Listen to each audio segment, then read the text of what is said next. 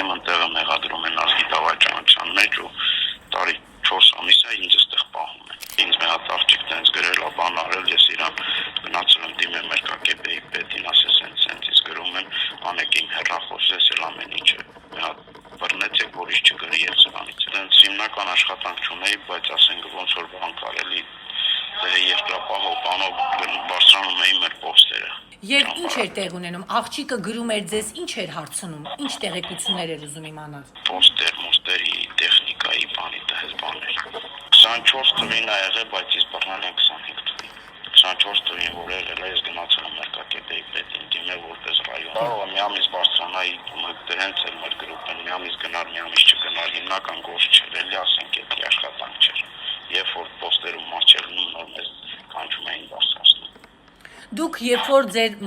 մարզային իրավապահ մարմիններին դիմեցիք, իրենք ինչ ասեցին ձեզ։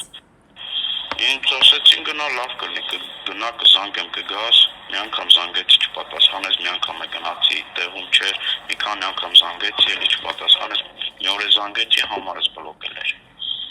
Ու տենց ասի երևի ինչ որ բան արել է, էլի ու ոչի բան չի արել, դրանից հետո ես զբաղվել եմ իմ անձնական խնդիրներով, ասենք ընկերուհի նշանվել բան, ապրիլի 7-ին նշանվել եմ, ապրիլի 9-ին բռնել են։ Ես տենց եմ մտածում, որ ամեկ իրեն